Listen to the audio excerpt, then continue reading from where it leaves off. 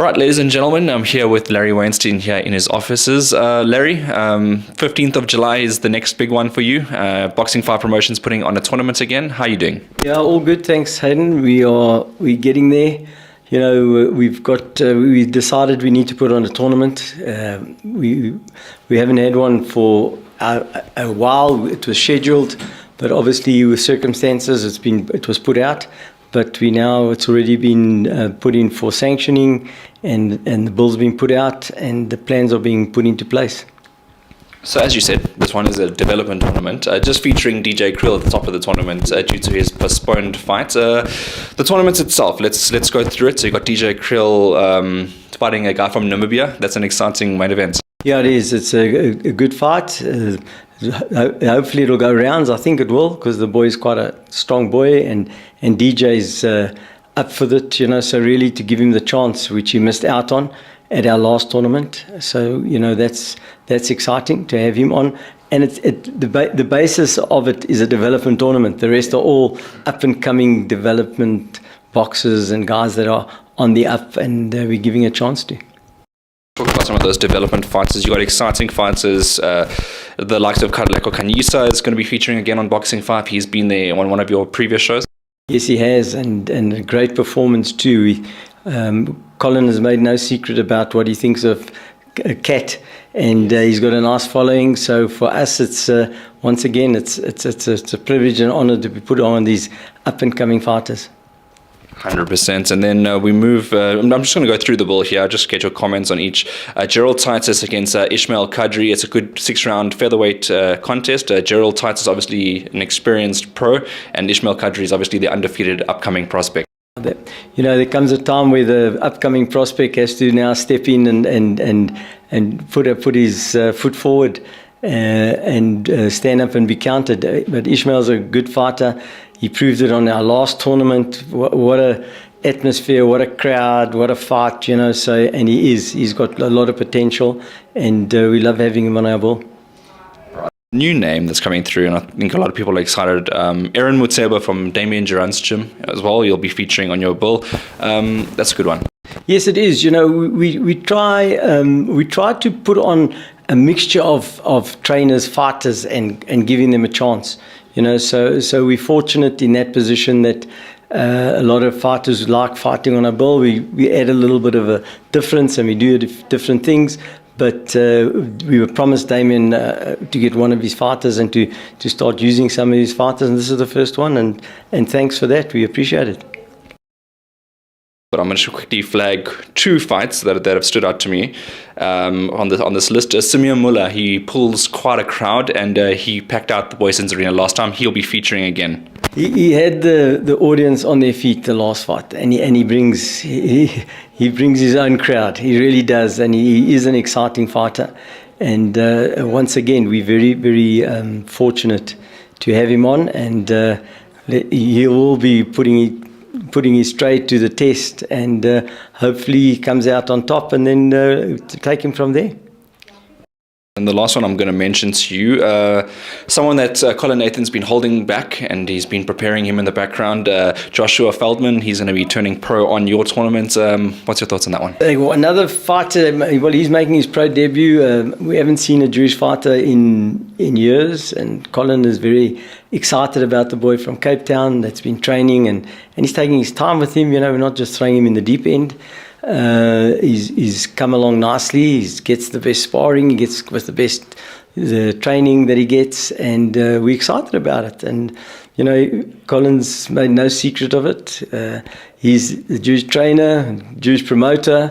Let's hope that the Jewish community come and support him. We believe he's got the talent, and one of the fighters, Jewish fighters, was my late brother. So. Colin's always talking about him, and he has a soft spot for Josh, and I think he will go places. All right. I've heard very many good things, and obviously he is a upcoming prospect, so you've got to take your time and build him. Larry, I want to go to the format of the tournament, because there's some exciting news also with a bit of I wouldn't say a change in format, but certainly a new introduction into your boxing, which is the pro-am, the amateur part of the boxing.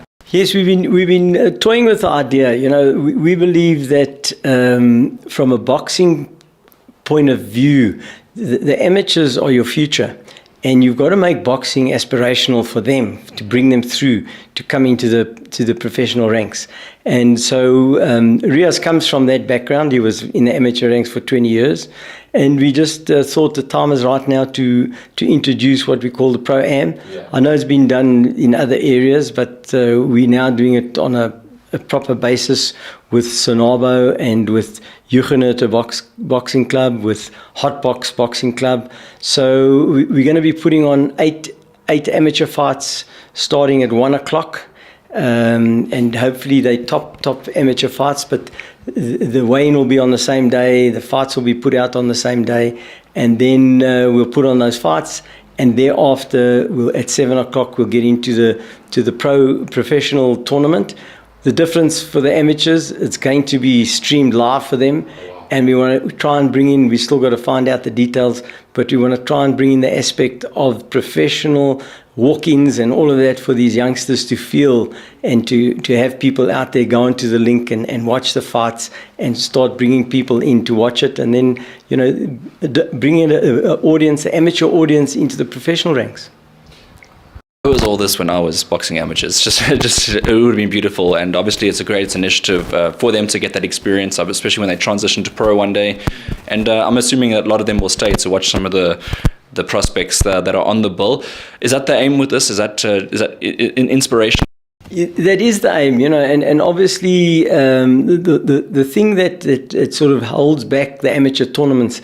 If you're having a tournament, you've got to get a jock, you've got to get all of this and the funding. So with us putting it on a professional basis, that all has to be done.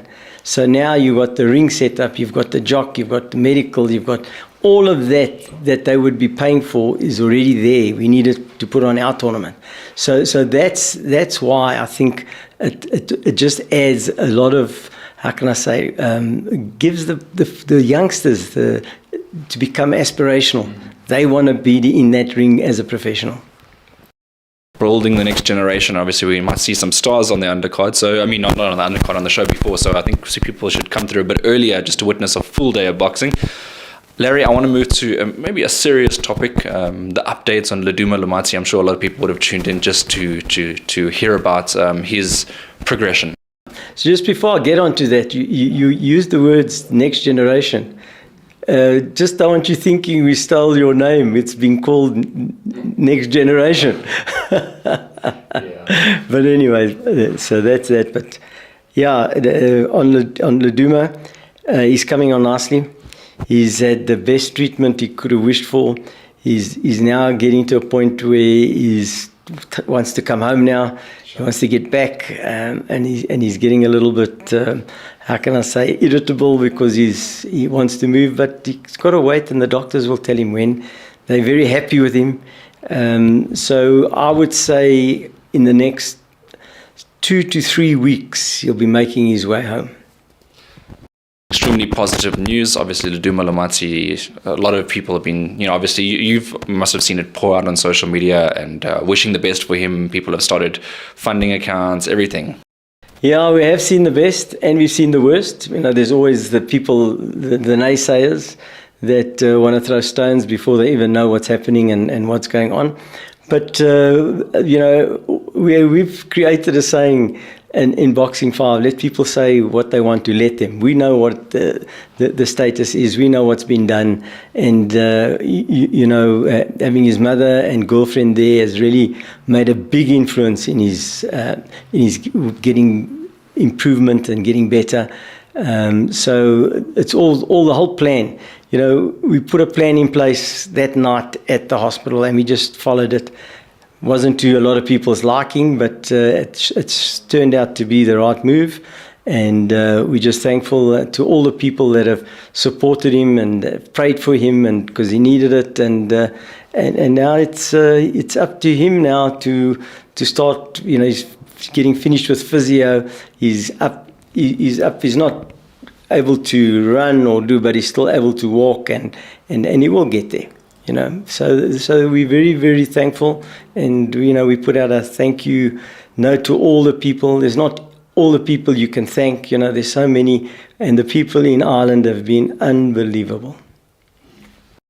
Thanks. for the updates on Ludumo as well. Let's go back quickly to the next step. What is the next? This is a development tournament, but when we expect Boxing 5, we see development show, we see massive show, development show, massive. When's that? Well, we're looking planned for August, where it's Women's Month, and I suppose a lot of guys will be looking to put on tournaments, which they normally do in those, but we're looking to put on, in Women's Month, we're looking to put on a tournament towards the end of August. And Hedda Wolmerans will be heading the bill as the top woman fighter that she is. And we'll try and get one or two other women fighters. You know, we're looking around and see maybe from out of province, one or two that we might bring up and look to put on. So that's that bill. And then obviously we're also looking to move up with Sequence and Kotoli. You know, we've got a plan for him, and so we will do that development, and we do an international tournament. So we are busy with that, first getting this one out the way, but we're also busy with that because there's not much time. If you look at it, 15th of July, you're almost into your next tournament. So it's exciting stuff. I think there's a lot of boxers that are wanting and asking to feature on our Boxing 5. You know, we just can only do so much, but we're just keeping it going. I personally love the development bills because it's very rare that you're going to see all these talented boxers on a single card. But at the beginning of their career, at least you can have that. For yourself personally, what is your preference? I prefer also the development fighters. They're very exciting, yes. You know, because you know the fighters and you can see the matching is so tight. And with our matchmaker AB, all our development tournaments have been blockbusters, and people love it, and that's what we want. And you know, we're looking to do a few changes at Boyson's box camp to improve it. And we're busy with it now, and please, we can increase the seating capacity. There's nothing to beat the atmosphere at Boyson's. I don't care what anyone says, and that's the plan. You know, that we want to make that the home of development boxing. Talk to Riaz about some of the developments. He obviously has some exciting news, and you just mentioned right there that with the capacity extension, we have to look on Fight Night to see what the differences are. I wanted to congratulate you on your, I'd say, late nomination, Larry. You got added to the Emerging Promoters of the Year, so congratulations for that. Yeah, I don't know. Yeah, it's with mixed emotions. Let me say this: my family is saying, they say, well done," but I don't think much thought has gone into it. Aspiring promotions. I mean, an aspiring promoter is someone that aspires to be a promoter. We've put on 3 international tournaments. We've put on development tournaments. So where is this aspiring coming from? I don't think much thought has gone into it. And I must say I'm very disappointed about the invite that was sent. And not because of anything, but I don't think it's the money that's been spent to take all of them down to Durban. I think it's a waste of money. I'd rather give it to the fighters or put it into boxing. And I do believe there should be awards made, definitely. And there are awards to inspire people to do things. But I just think a lot more thought must go into it. And you can't be doing late nominations and changing this, changing that. So that's my personal view. I'll get slated for it, but I have to say it like it is. Well, we prefer honesty. Obviously, you got to say it like it is. It's better than hiding behind a different opinion when you actually have that opinion. Larry, lastly, how do people get tickets for the events? How do they start getting prepared for the 15th of July? Well, let me just say this. I need to make everyone aware. You know, at the last tournament, there were 3 prizes up for grabs, and they weren't claimed. So what we've done is the two prizes on the night for the development tournament, any part of the amateur tournament will be the electric bike and the voucher of 60,000 Rand is up for grabs again. So you know, we're trying to give it away. We just never had the chance. Well, people never claimed it, so we've given it time. So now we've asked the people that put it up before, and hopefully we'll look at the other one at a later date. But you know, everything, the tickets will be sold. We're going back because of development. We'll do it through the fighters and through ourselves. And because, you know, we started that if fighters sold a ticket, for every ticket he sold, he would get 10% of the value of the ticket. And the boxers are asking, are we doing this again? The big one we didn't because we didn't know the crowd and all of that. But, I must say Ticket Pro handled that for us. And the bigger ones we'll use Ticket Pro. With us development ones, we'll use the local boys, and through Boxing 5 we'll sell tickets. All right, fantastic initiative. It's nothing worse than losing your tickets. It's like losing a lottery ticket and not cashing it in. So the benefit of this tournament is that this now opens up an avenue. So everyone that's watching the video, check your ticket number, redeem your ticket if you are a prize winner, and you'll get the prize. There's no doubt we're happy to hand it over. All right, thank you very much, Larry Wainstein of Boxing 5. We look forward to the upcoming tournaments and obviously all the press conferences and weigh-ins that are going to be leading up to the fight as well.